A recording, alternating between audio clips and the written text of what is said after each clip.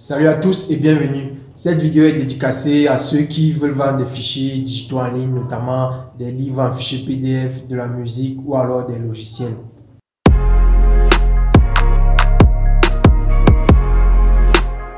En effet, lorsque vous êtes débutant sur Internet et que vous avez peut-être écrit un petit livre que vous voulez le vendre, vous avez peut-être joué votre musique, vous êtes un guitariste, un pianiste, bref, vous avez composé un son et que vous voulez le vendre, ou alors vous avez un logiciel que vous avez conçu et que vous voulez le vendre à un grand public, cette vidéo va vous expliquer comment faire. Et notamment, on va étudier les deux principaux sites pour le faire, qui sont payhip.com et gumroad.com.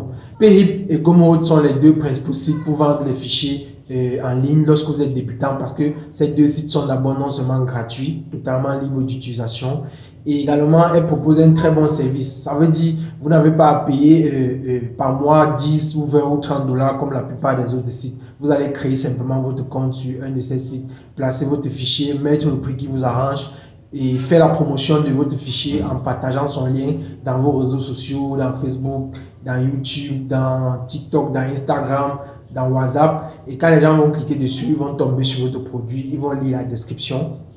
Et s'ils achètent ce produit, l'argent va vous revenir, quoi. C'est comme ça que Payhip et Gumroad sont. Donc, vous devez savoir que Gumroad est basé aux États-Unis et Payhip est basé en Angleterre. Ce sont les deux sites vraiment les plus conseillés lorsqu'on est débutant et lorsqu'on vous vend des fichiers digitaux. Parce que lorsque quelqu'un l'achète directement, ça va envoyer le fichier dans la boîte mail de la personne. Et également, ça va enregistrer la personne dans votre liste des clients.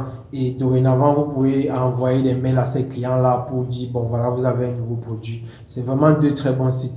Mais pour la comparaison, moi, je me tournerais beaucoup plus vers Payhip.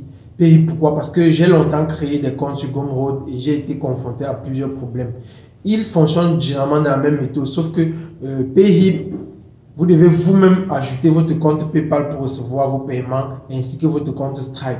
Or, Gumroad a déjà son système de paiement qui est Stripe et qui permet aux clients d'acheter avec leur carte Visa ou alors par PayPal. Ça accumule l'argent dans votre compte Gumroad et ce n'est que chaque vendredi que le virement est fait de Gumroad vers votre compte bancaire ou alors vers votre compte PayPal. Donc, pour ce qui est de Gumroad, c'est vraiment une très bonne chose. Le système est très bien conçu. Sauf que là où Gumroad pêche à mon niveau, et je ne sais pas si vous, à votre niveau, vous allez rencontrer ce problème, c'est que moi, j'ai créé plusieurs comptes sur Gumroad et j'ai longtemps été bloqué. Pourquoi? Parce que, ayant fait des ventes, j'attendais très vite que le vendredi arrive pour que je reçoive mon virement. Sauf que comme ça, quelqu'un a acheté un produit sur ma page avec une carte Visa volée.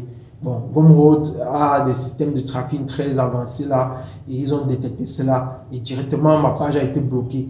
Bon, ça c'est vraiment le petit bémol que je peux reprocher à Gumroad parce que je les avais écrit que bon, ils m'ont répondu que quelqu'un a acheté un produit sur mon site avec une carte volée et du coup mon compte est bloqué et par la suite tous les achats qui avaient été effectués ont été remboursés à tous ces clients et je n'ai plus eu accès à mon compte.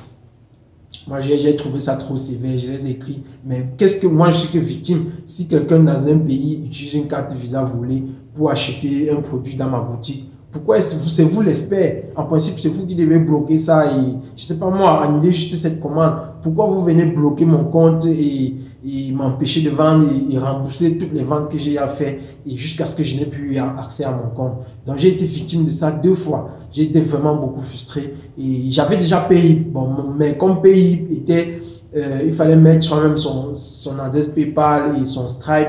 Bon, j'ai trouvé que Gumroad était beaucoup mieux. En ce moment, je suis rentré dans Payhip, j'ai mis mon Stripe, j'ai mis mon PayPal et depuis lors, je fais des ventes sans problème. Donc ça, c'est la petite différence qui existe entre les deux.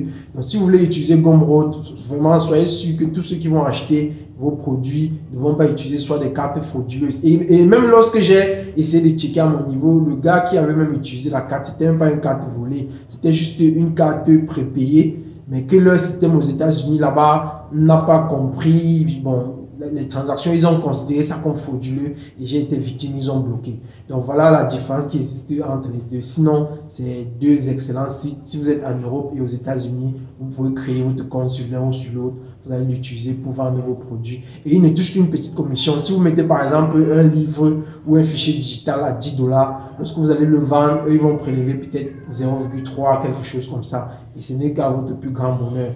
Donc j'espère que cette vidéo va vraiment édifier les débutants qui aimeraient se lancer dans la vente en ligne. Posez-moi vos questions dans les commentaires, lâchez un like, abonnez-vous et on se voit à la prochaine.